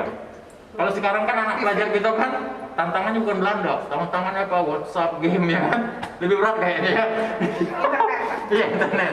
Nah, dulu para pemuda zaman dulu ya belajar sambil perang ya. Luar biasa ya. Sambil main musik juga Pak ya? Iya. Tahu Dan Mogot nggak? Maya Dan Mogot, Jalan Dan Mogot tuh. Iya. Beliau memimpin menyerang Belanda dengan pasukan TGP ini. Luar biasa. Walaupun akhirnya beliau meninggal. Nah, memang kalah dalam persenjataan. Nah, ini seperti ini ya, ada biola. Ini biola ini untuk membangkitkan semangat menciptakan lagu-lagu. Trompet juga tuh ya Pak. Nah, ini juga Ini namanya tentara-tentara TGP ya. Ini coba lihat nih saklar bambu ya, bayangkan nih saklar bambu bisa menjadi bahan peledak, pemicu peledak ya. Nah ini ranjau darat ini yang meledakkan kereta api yang di Kron Panju Aceh tadi ada kan? Iya, iya. Kereta api Jepang. Nih. Luar biasa. Oke, kita lihat lagi yang lebih menarik lagi yaitu koleksi simbolnya perjuangan tentara kita. Nih, ada senjata tradisional, ya, tradisional yang digunakan tahun 45-49. Ya, bayangkan nih ya, kita tahun 45-49 masih menggunakan senjata-senjata seperti ini ya, samurai, pedang, keris, yang bisa digunakan jarak dekat, semeter atau 2 meter lah, jarang dikit ya kan. Inggris Sudah pakai. bazooka, Iya. ya, AK 16, senjata mesin ya. Makanya kata Inggris ini luar biasa nekat ya kan. Dan yang paling terkenal adalah adik-adik nih, simbol perjuangan TNI adalah Bambu runcing. bambu runcing. Kenapa namanya bambu runcing? Karena bambu dengan Iya, karena ujungnya runcing. Nah, tahun 48 kita punya pabrik senjata ternyata ya. Namanya Demak Ijo. Kalau sekarang kan pabrik senjata kita namanya PT Pindad. Udah terkenal banget PT Pindad sekarang. Bahkan Malaysia sudah beli dari kita ya, Singapura ya. Dan kita, kalau kita ketahui, kita harus bangga dengan TNI. 13 kali lomba nembak laras panjang dan pendek kita menang terus. Seluruh dunia lawannya Amerika, Malaysia jauh. 13 kali juara umum berturut-turut. Ya. Dan lebih luar biasanya lagi senjata yang digunakan adalah dari pabrik PT Pindad. Ya. Nah, ini dulu tahun 48 kita punya pabrik senjata namanya Demak Ijo dipimpin oleh Profesor Yohanes membuat senjata rakitan ini. Ini digunakan untuk mendukung melawan agresi militer Belanda II. 48 ya kan? Nah, ini dibuat senjata-senjata ini ya untuk melakukan perlawanan. Jadi luar biasa kita bisa buat senjata ini ya, senapan pejuang, pistol. Ini kan jarak tembaknya lumayan ya. 100 sampai 200 ya. Dan juga beberapa senjata rampasan. Nah, ini senjata rampasan. Ini semua berhasil kita rampas. Nah, kita lihat di sini nih, ada pistol ya. Kita rampas dari Inggris, Belanda dan Jepang ya. Ada juga sebelah sana senapan mesin ya. Nah, di sini ini senjata mesin yang luar biasa ya, yang kita ambil dari Jepang, Inggris dan Belanda. Dan kita Angkatan Laut juga punya lambang perjuangan yaitu KRI ya. Ada Fatahillah, ada Cakra. Ini digunakan dulu kita beli tahun 60-an dari Rusia. Ya. Ini digunakan untuk melawan Belanda dalam operasi Trikora. Operasi Trikora yaitu operasi pembebasan Papua atau Irian Barat. Nah, karena saat itu Papua atau Irian Barat ingin dijadikan negara boneka atau bahasa Jawanya puppet country, dengan negara boneka. Ya, betul Pak. Benar. Betul sekali. Dan akhirnya kita melaksanakan operasi terbesar, tercepat dan tersukses, yaitu operasi Trikora, tempo 10 bulan. 10 bulan. Karena apa kita berhasil mengalahkan musuh Belanda? Karena saat itu kita menggunakan alutsista senjata yang sangat-sangat canggih. Kita didukung kapal perang, kapal selam, belum lagi pesawat tempur ya, dikirim atau dibantu oleh Rusia, mengakibatkan Belanda takut ya kan. 10 bulan akhirnya kita berhasil menguasai kembali Papua ya. Nah, ini beberapa senjata yang digunakan oleh tentara Belanda dan Inggris ya. Ada Maxim, ada Uzi ya. Lead ini juga digunakan dalam pertempuran Surabaya ini sama tentara Belanda. Ada M16 ya. AK-47 ya. Ada beberapa senjata Browning juga. Nah, ini simbol perjuangan terbesar Angkatan Laut. Kita lihat di sini. Tahu nggak panjangnya KRI Irian ini? Berapa itu? Hampir 200 lebih. 200 meter. 2 kali lapangan bola. Ini kapal yang kita miliki tahun 60-an sana itu. Kita beli dari Rusia juga, ya. Lihat nih, dia punya meriam-meriam, ya, yang sangat-sangat canggih, ya, di kapal ini. Dan juga ada helipad atau tempat helikopteran juga di sini, ya.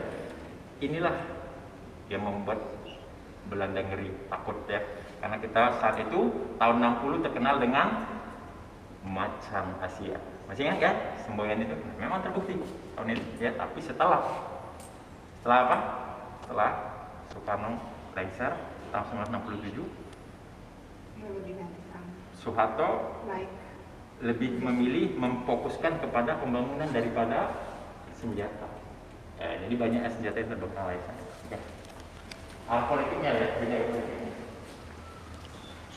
Nah ini ada senjata yang digunakan Belanda juga. DNS ini senjata mesin ya, senjata berat ya, Browning.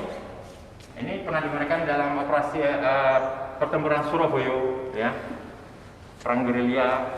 Nah ini bazooka ya, dengan bazooka ya. Bazooka juga. Mau coba ngangkat ini?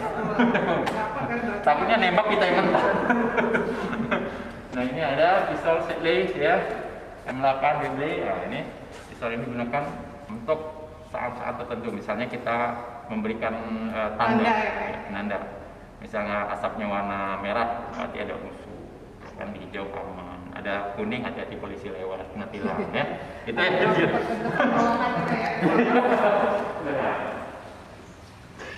Jadi dulu kalau pernah Iya, ini kan mereka ini masih gini dia. Jadi kalau punya motor anak saya Dewi sering di sini. Habis berenang gitu dia sama teman-temannya. Nah ini ada ranjau laut ya. oh ini ranjau laut. Ranjau laut ini pelontar peluru ya. Nah ini ranjau laut atau bahasa Jawanya simai ya, ranjau laut. Ini kita beli juga dari Rusia untuk mendukung operasi Trikora. Tahun 62-63 ini pernah digunakan di Pulau Kalimantan namanya Laut Aru. Ya, disitulah ranjau laut ranjau laut ini ditaruh di Laut Aru untuk menghancurkan kapal perang Belanda yang sering lewat sana. Ya, ini alat mendeteksi ya. Jadi ketika kapal perang Belanda lewat, dia akan bunyi. Nah, ini ada torpedo. Torpedo ini senjata yang digunakan di kapal. Oh ini pegang apa Pak? Mobil ya. Ini kan sudah nggak meledak. Ini digunakan oleh kapal-kapal perang kita dalam mendukung operasi Trikora juga, dan juga pernah digunakan di kapal pesawat namanya pesawat Gannett buatan Inggris. Ini ditaruh di ininya pesawat, Di bawah. dan dijatuhkan. Dilepas. Nanti kita lihat pesawatnya ada di sana ya. Nah, ini namanya torpedo ya. Sampai kapal selam. Nah, torpedo ini pernah digunakan dalam pertempuran di operasi Trikora ya, 62-63 ya. Itu kita beli dari Rusia. Pak, ini pesawat apa nih Pak? Yang ada di Ya. dekat kita ini. Ya.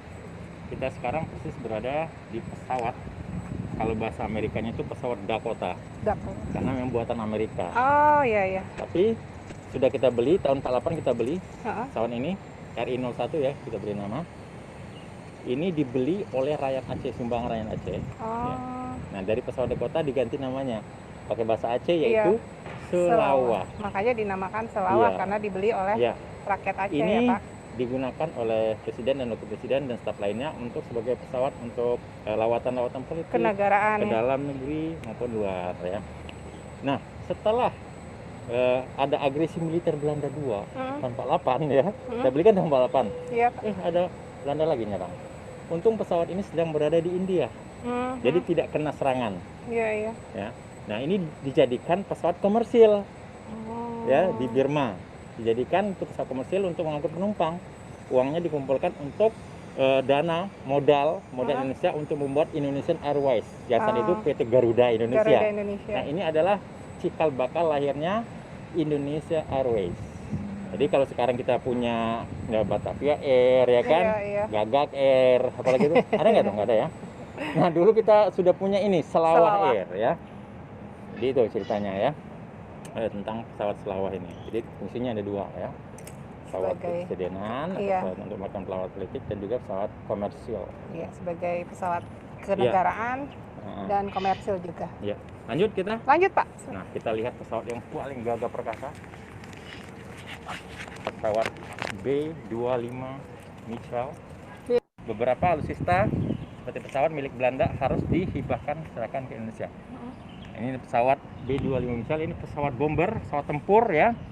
Ini dulu juga pernah digunakan Belanda untuk menyerang Indonesia, tapi setelah KMB, Konferensi Meja Bundar, pengakuan kedaulatan atau kemerdekaan Indonesia, dan Belanda akhirnya harus menyerahkan beberapa pesawat senjata seperti kita lihat tadi ya. Iya Pak.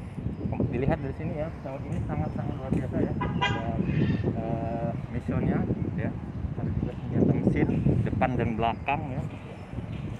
Jadi akhirnya pesawat ini digunakan untuk memperkuat Skuadron Angkatan Udara AURI ya.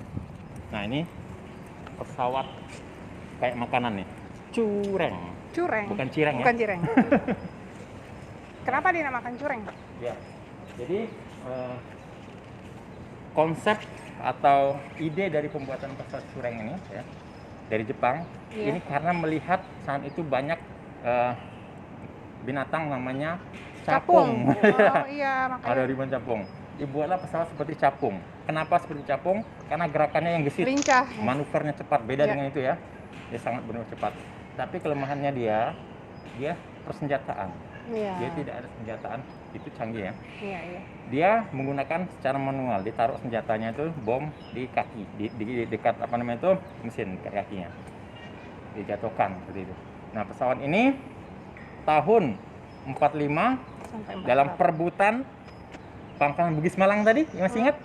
Ini yang berhasil kita rebut dan diuji coba terbang oleh Adi Sucipto dan berhasil menyerang Belanda di Ambarawa dan Salatiga tahun 47 ya. Ini salah satu pesawatnya ya yang diterbangkan oleh Adi Sucipto ya. Dan pesawat ini ya juga akhirnya memperkuat Skuadron Angkatan Udara ya. Yang akhirnya ya karena rusak akhirnya dihibahkan ke museum kita. Ini juga nasi koran ya. Nasi koran ini milik Jepang juga, ini dibuat tahun 1938 ya. Ada 2 orang mengakui ya, sama seperti kapal pesawat cureng ini. Mereka senjatanya juga di dalam ya, dijatuhkan ya. Nah ini seperti sak ya, view ya. Baby sak kan? Nah ini Mustang. P-51 Mustang ya, pesawat tempur ya, yang sangat canggih. Ini digunakan dalam pertempuran Surabaya oleh Belanda dan Inggris saat itu ya, untuk menyerang daerah-daerah Jawa ya. P-51 Mustang. Akhirnya setelah KMB tadi diserahkan ke Indonesia untuk memperkuat Skuadron Angkatan Udara Indonesia. Oke. Nah ini nih tadi yang saya bilang Genet milik Angkatan Laut yang mendukung operasi Trikora.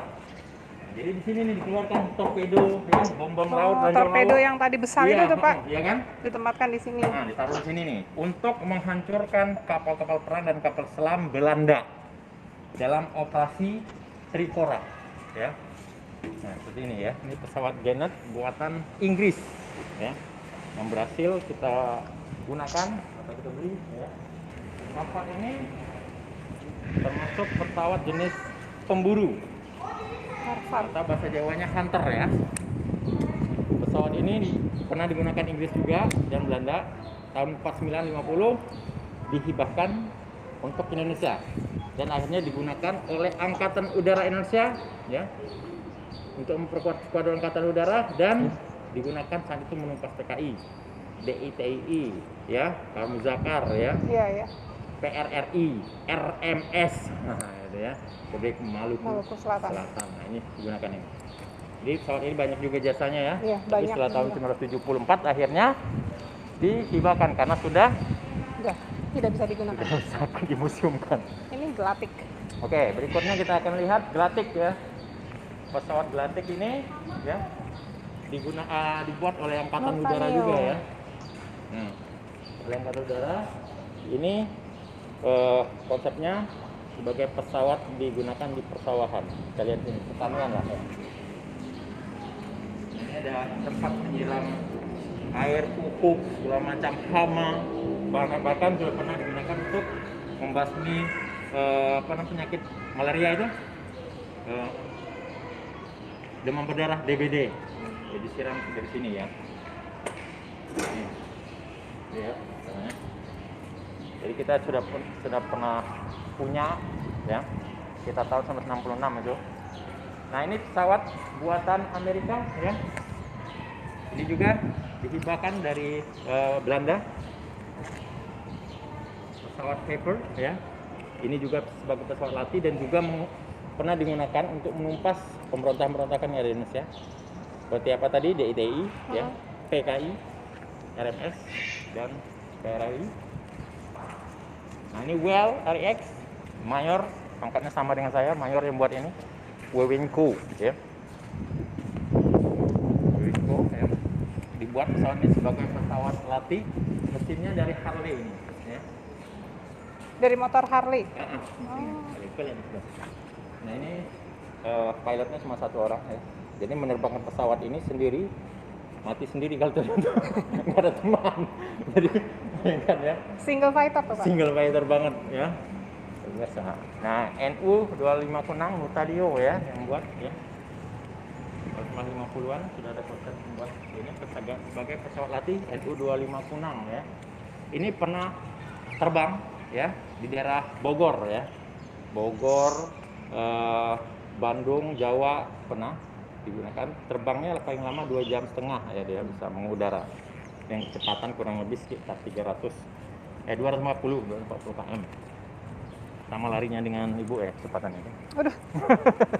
Pada saat dikejar anjing ya, enggak juga ya. Nah ini Mi-4 helikopter ya buatan Rusia. Ini juga kita beli dari Rusia ya. Pada saat itu. Tahun 60-an.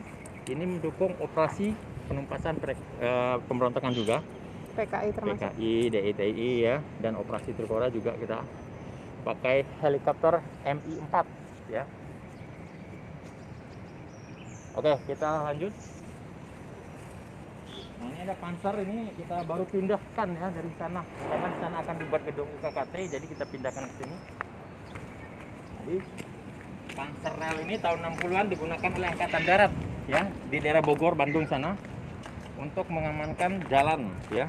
Karena saat itu banyak sekali pemberontak-pemberontak di daerah Bandung ya. Jadi digunakan oleh, hanya dibuat langsung oleh Angkatan Darat. Namanya Panzer tapi di rel. Nah, rel daerah Bogor sana ya. Jadi memang dijalankan di rel. Nah, dari Panzer bentuknya. Nah, ini ada ambulan.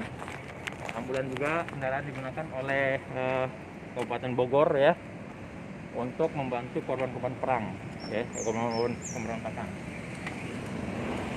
Nah, Kalau mobil ini Pak? Ini sedan Dodge, ini dulu digunakan oleh Pangdam Sulawesi Selatan ya. Saat itu mobil ini tahun 64 ya ditembak, diberondong peluru oleh pemberontak Andi Sele. Oh makanya ada bolong-bolong itu Coba ya kita lihat Pak? nih, sorot ini ya bolong-bolongannya ya, biar keren. Ya kan? Ini lihat nih. Ya. Saat itu Pangdam berada di dalam dan ajudannya di sini. Ini berondongan tembakan anak buahnya Andi Sele, pemberontak Sulawesi Selatan ya? Iya, tahun 64 ya. Ya, lanjut. Namanya Pintam itu Panzer Intai Amfibi. Ini kita beli dari Rusia untuk mendukung operasi Trikora juga. Digunakan oleh marinir. Amfibi itu artinya bisa hidup di dua alam. Ya. Di darat dan di air. Ya. Bukan cebong ya. Pintam tadi apa tuh Pak? Pintam Panzer Intai Amfibi. Ya. Oke. Ini digunakan tahun 62 63 dalam operasi Trikora ya, oleh marinir ya. Jadi ini tujuannya ini melakukan pendaratan. Ini ditaruh di kapal perang seperti KRI Fathahillah ya, Cakram. Setelah mendekati bibir pantai, dia turun, lepaskan menuju ke daratan dan melakukan penyerbuan. Itu konsepnya. Nah, ini motor ya. Panzer beroda juga ya digunakan oleh marinir ya. Ini juga digunakan untuk mendukung operasi Trikora ya. Tapi dari Rusia. Yang amfibi hanya yang itu ya Pak ya? Ada juga amfibi. Ya. Kayak ini Panzer amfibi, Pansam. Pansam itu Panzer amfibi ya. Ini juga sama, jadi mereka ini seusiaan ya, seleting lah ibaratnya. Digunakan oleh oleh marinir ya. Nah, ini tank amfibi juga ya, buatan Rusia. Sama tahun 62. Kapal 61 ya, digunakan oleh marinir ya. Tahun 61 62 ya. Ini kurang lebih bisa memuat personel 20-an ya untuk mendukung operasi perebutan laut ya. Nah, ini Hambuan Skokar ya, walaupun tidak besar tapi kecil, lihat sendiri ya. Iya. Jadi Hambuan Skokar ini digunakan oleh Angkatan Darat ya. Dibeli dari Inggris langsung ya. Ini muat berapa orang, Pak? Ya kurang lebih 2 orang ya. Nanti kalau kebanyakan nanti bisa Ambruk. kepanasan. Nah ini Big Wheel. Ini Lilis. sedan yang atau mobil dinas yang pertama kali digunakan oleh Jenderal Sudirman. Ya. Jadi ketika itu Pak Dirman masuk ke hutan memimpin perang gerilya. Karena mobil ini tidak bisa masuk ke dalam hutan, mobil ini ditinggalkan, dititip ke kepala desa lah di sana, ya. Namanya saya lupa, jangan nanya ya. Nah, akhirnya Pak Dirman menggunakan tanduk, Yang ada di dalam seperti yang itu tadi ya. kendaraannya berubah menjadi Pandu. Karena Dari Pak Dirman Lilis. memang, ya, Ya. sakit ya. Nah, truk 3/4 juga digunakan angkatan darat, ya. Ini untuk mendukung operasi-operasi pemberontakan, penempasan. Stewart ya, M3A1 Stewart. Ini juga milik angkatan darat ya, digunakan untuk menumpas pemberontakan. Masih ingat tahun 65 ya. PKI, Ini Pak. pernah digunakan untuk mengepung PKI yang ada di daerah Lobang, Buaya dan Halim. Dan akhirnya pada tahun 1970-an dihibahkan Ke di sini. Museum Satria Mandala. ya. Kalau saya bukan di museum kan ya. Disimpan di Museum Nah, Satria di Mandala. Panhard buatan Prancis, bisa bahasa Prancis? French. Nah, ini bahasa Prancis, dia digunakan oleh Angkatan Darat juga ya untuk mendukung operasi-operasi militer perang dan selain perang. Kalau militer perang itu artinya kita perang melawan negara lain. Operasi militer selain perang, perang menghadapi musuh dari dalam. Misalnya Aceh mau merdeka. Iya, DITI itu Pak Iya, ya. itu namanya operasi militer selain perang. Sekarang kita berada di koleksi yang ada di luar atau di depan persis Museum Satria Mandala ya. Kita berada tepat di KRI Macan Tutul. Jangan lihat tutulnya mana, nggak ada emang ya. Namanya Macan Tutul ya. Ini KRI sejarahnya ya digunakan untuk mendukung operasi Tukora. Tapi sayang ya, tahun 1962 ketika melaksanakan patroli laut daerah Laut Aru, Kalimantan, kapal KRI Macan Tutul bertemu dengan kapal-kapal perang Belanda dan pesawat tempur Neptune-nya Belanda. Dia dikepung ya, dan karena kalah dalam hal senjataan ya, Komodor Yos Sudarso dan beberapa kru lainnya kurang lebih 20-an orang tenggelam di Laut Aru. Dan kata-kata terakhir yang dikatakan oleh Pak Yos Sudarso adalah kobarkan semangat pertempuran. Kobarkan semangat Kobarkan semangat pertempuran. Artinya jangan menyerah. Ya. Pantang Terus mundur. hadapi Belanda ya. Nah, inilah sejarah KRI Macan Tutul dan beberapa koleksi-koleksi meriam ya, meriam kapal ya. Ini ada di dalam Kapal perang ya. Nah, tadi kan ada kita lihat ya replika ya tadi ya, kecil-kecil. Nah, ini kapal ini meriamnya. Ya. Kita ke sana Panhard 4 ya. Ini salah satu koleksi terbaru museum ya 2017. Kita mendapatkan koleksi ini dari Angkatan Udara ya. Namanya pesawat tempur Skyhawk atau A4 ya. Ini dulu sejarahnya pesawat Skyhawk 4 ini ya, milik Inggris ya. Dia ditaruh di kapal induk ya. Jadi dia landasannya kapal induk. Pernah lihat kapal induk ya? Di TV, Pak. Pernah ya, Di sama film. saya TV juga ya. Kita belum punya, Amerika sama Inggris yang punya ya. Nah, ini akhirnya kita beli ya tahun 1980-an, digunakan untuk mendukung operasi-operasi yang digunakan Angkatan Udara ya di daerah Indonesia ya. Salah satu pesawat yang cukup canggih ya dalam operasi-operasi juga ya. Oke, kita lanjut lagi ke depan. Semakin panas. Juga radar SW2 ya. Ini bisa mendeteksi radius 280 km, 280 km ya. 280 km. Bisa mendeteksi musuh ya dari udara ya. Ini digunakan tahun 1960-an. Khususnya saat itu dalam operasi-operasi pemberontakan ya, operasi Trikora di Kora menggunakan radar ini. Ini masih sangat baru ya, baru beberapa hari kita baru terima di Museum Satria Mandala ya Pak.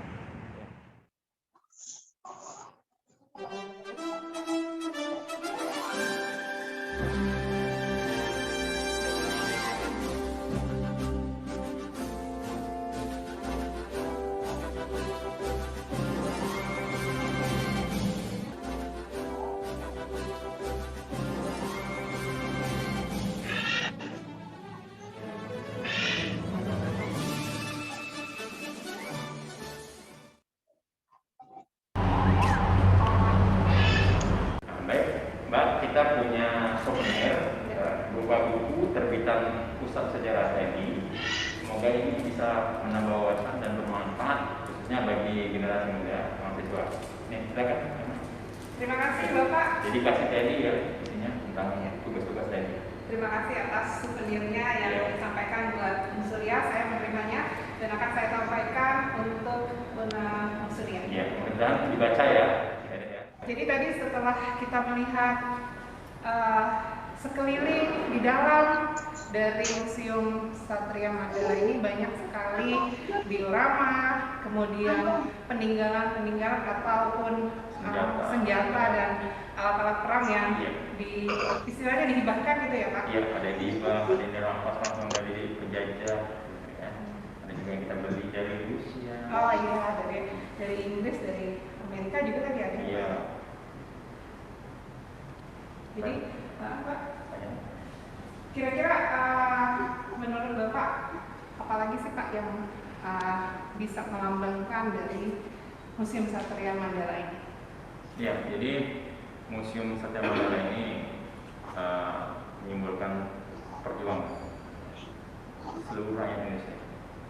Mulai dari kita sebelum mendapatkan kemerdekaan, sampai kita mendapatkan kemerdekaan, membaca teks proklamasi, ya, dan juga mengisi kemerdekaan kepada generasi muda, khususnya anak-anak mahasiswa. Ya. Dari Kampus Merdeka, pertukaran mahasiswa Kampus Merdeka. Jadi pertukaran mahasiswa Kampus Merdeka, ya, khususnya ya. Saya cuma mengajak pada adik-adik mahasiswa untuk kenali sejarahmu, cintai bangsamu. Bagaimana caranya? Dengan mengunjungi tempat-tempat bersejarah seperti Museum Satria Mandala ya, agar kita tahu ya, bagaimana beratnya perjuangan para pahlawan. Ya. Seperti tadi kita ceritakan ya. Di tahun 45 kita menghadapi 4 unsur sekaligus, ya. Luar biasa. Dari 3 negara besar dan juga dari PKI. Ya.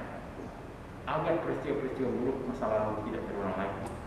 Makanya kita kenal sejarah untuk belajar dari sejarah masa lalu, khususnya pemerintahan PKI.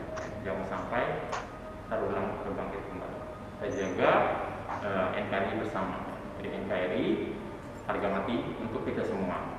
Kenal sejarahmu, cintai bangsamu. Terima kasih Bapak Mayor Ardian. Sama-sama. Untuk sudah meluangkan waktunya untuk menjelaskan, menunjukkan semua isi dari Museum Satria Mandala ini kepada kami dari Unsurya, terutama kepada para mahasiswa pertukaran dari Kampus Merdeka Pak yang ada di beberapa provinsi di Indonesia ini. Iya, sama-sama. Sekali lagi terima kasih Pak. Semoga kegiatan kita pada siang ke sore hari ini bisa bermanfaat buat para mahasiswa sekalian. Untuk menambah wawasan. Betul sekali Pak. Dan untuk bisa menghargai bagaimana jasa. Iya, betul sekali. Ya. Terima kasih Bapak. Sama-sama. Waktunya. Ya.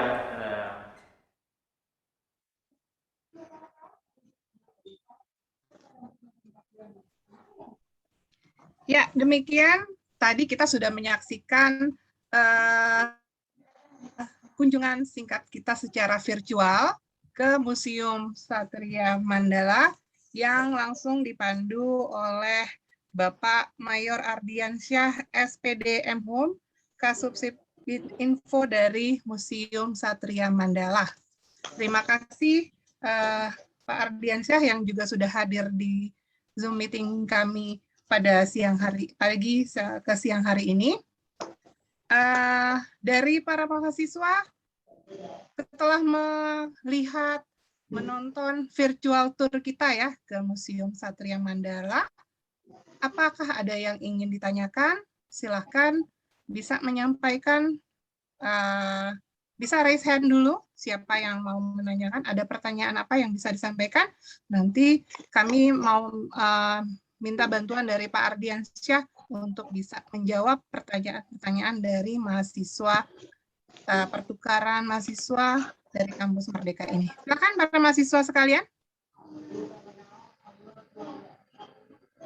Mudah nggak ditinggal tidur ya? Kelamaan videonya. Ya Pak ya, kita satu jam lebih 10 menit itu Pak Ya. sudah diedit ya. Ya, tadi ada yang mau bertanya? Saya izin bertanya. Oh ya, silakan menyebutkan nama dan asal kampusnya ya. Perkenalkan, nama saya Amrullah Fauzi. Saya dari Universitas Mataram, semester 5. Saya ingin bertanya kepada Bapak Pak Ardiansyah. Ardiansyah. Pada awal-awal kemerdekaan itu kan para tentara kita masih tidak bisa mengendalikan kayak tank dan senjata-senjata modern lah maksudnya. Siapa yang pertama kali mengajarkan para tentara kita untuk atau melatih gitu Pak? Kan kita tahu bangsa Indonesia itu modal fisik aja gitu.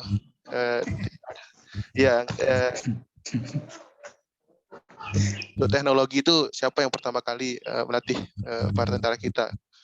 Itu aja Pak. Terima kasih. Terima kasih Amrullah. Kita tampung dulu ya Pak Ardiansyah. Ada lagi yang mau bertanya? Dari para mahasiswa yang hadir pada pagi hari ini.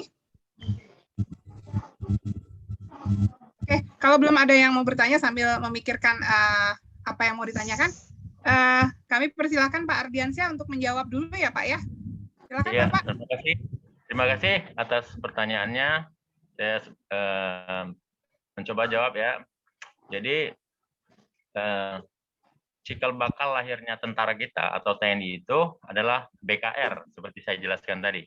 Itu Badan Keamanan Rakyat ya, yang lahir pada tanggal 22 Agustus tahun 45. Jadi 5 hari setelah kita merdeka, pemerintah memutuskan untuk membentuk BKR.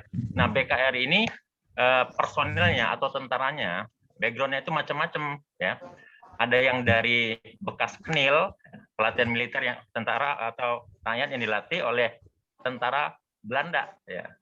Jadi mereka juga latihan perang, latihan menggunakan senjata ya, tentara Kenil ya. Dan setelah Belanda dikalahkan oleh Jepang dan Jepang menjajah dari tahun 42, Jepang melakukan juga pelatihan militer yang dikenal dengan PETA, pembela tanah air ya. Nah, rakyat kita juga dilatih ya untuk menggunakan senjata baris berbaris oleh tentara Jepang.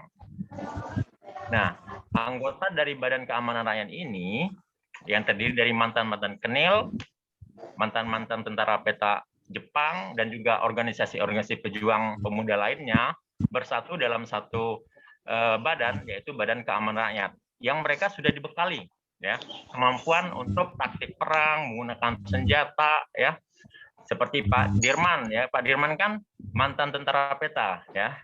Beliau sudah menguasai ya, taktik perang dan juga bisa menggunakan senjata karena dilatih oleh tentara Jepang. Pak Harto mantan Kenil ya, Pak Urip juga mantan Kenil ya. Jadi pemimpin kita saat itu, pemuda-pemuda saat itu sebagian besar yang bersatu dalam BKR ya, Badan Keamanan Rakyat. Jadi tujuan dibentuknya BKR itu ada 2 ya.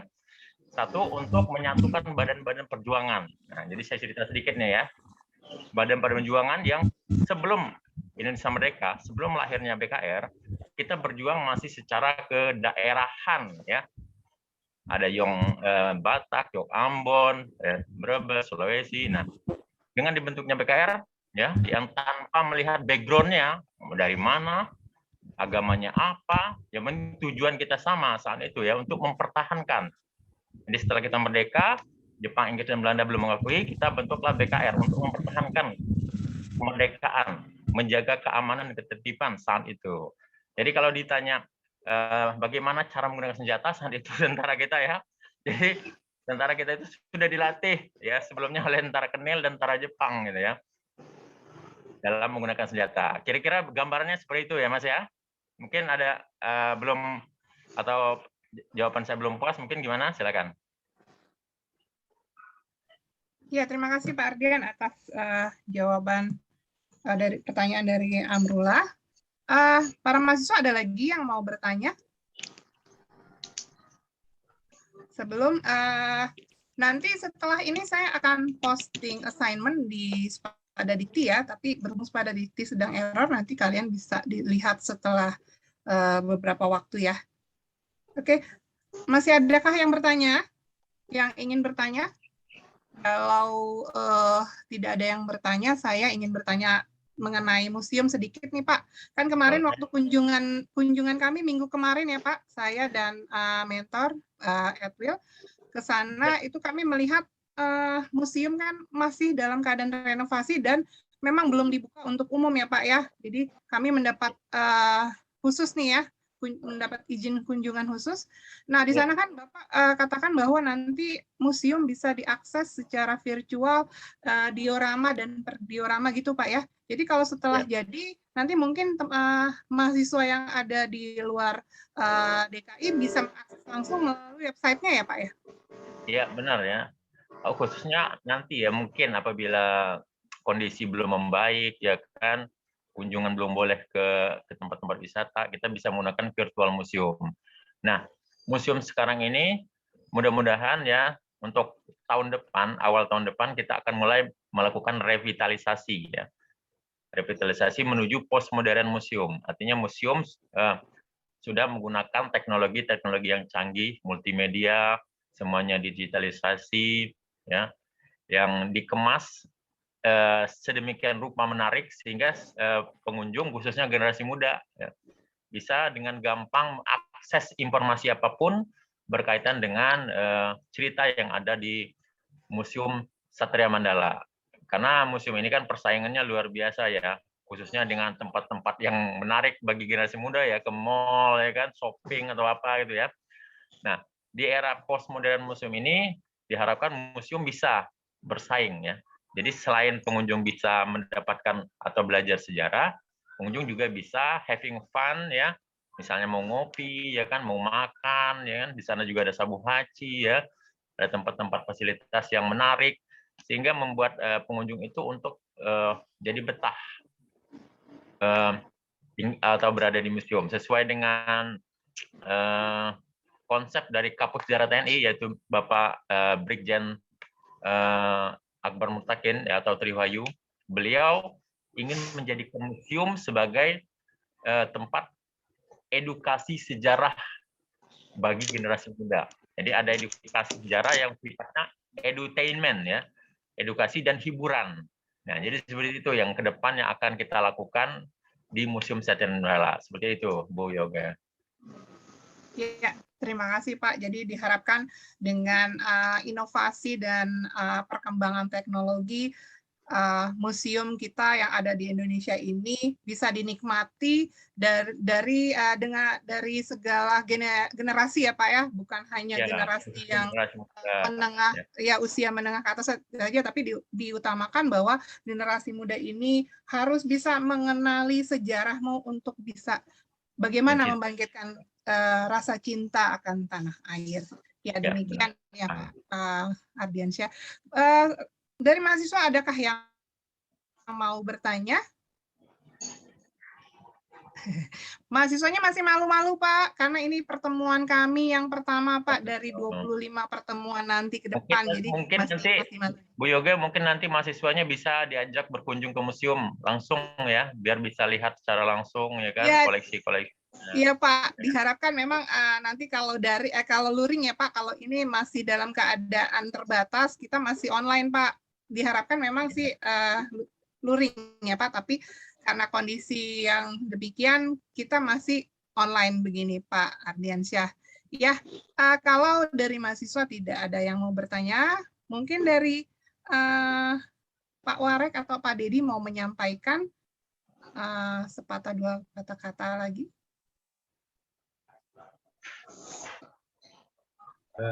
Pak Warek, ada yang ditambahkan.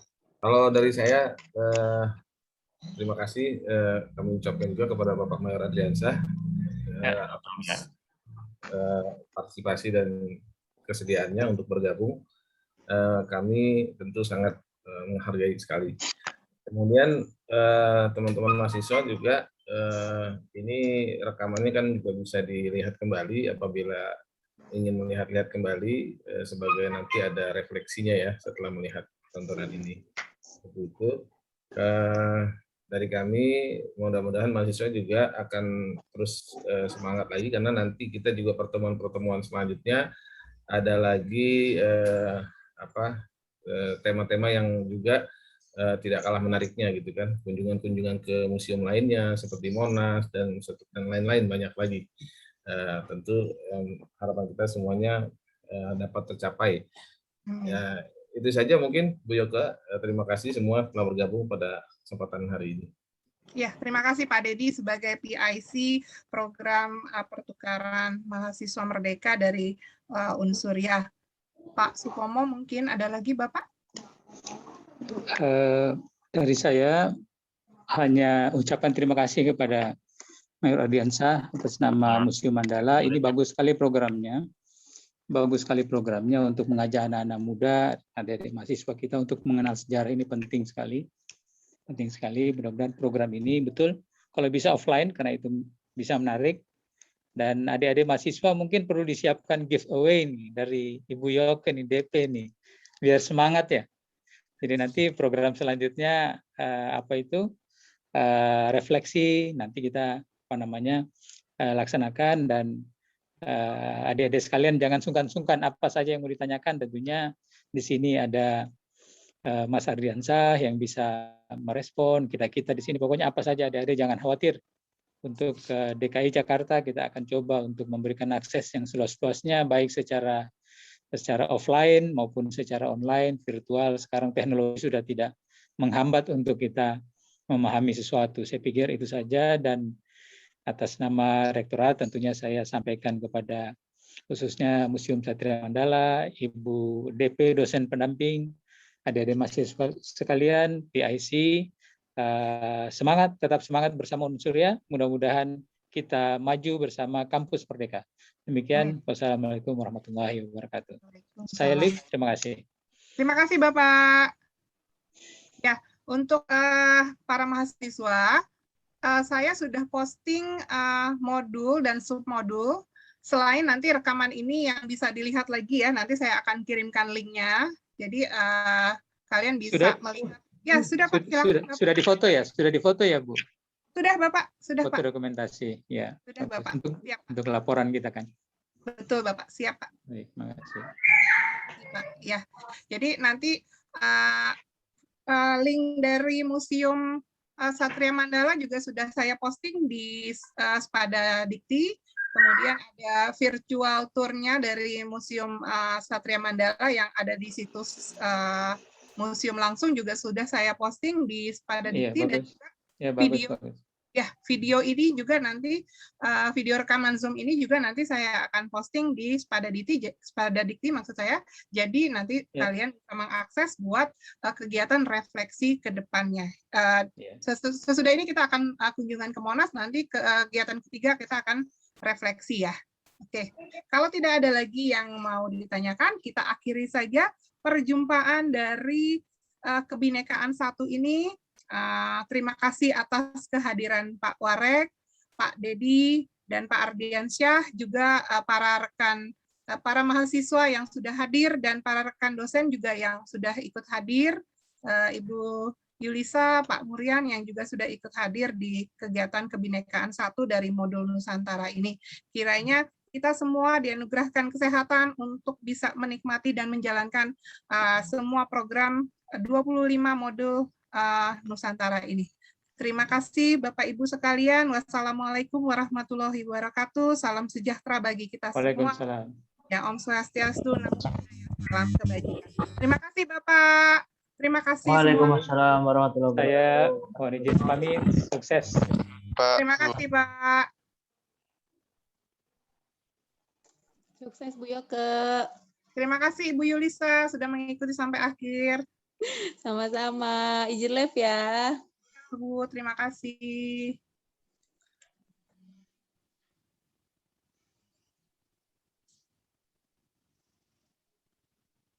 Izin live.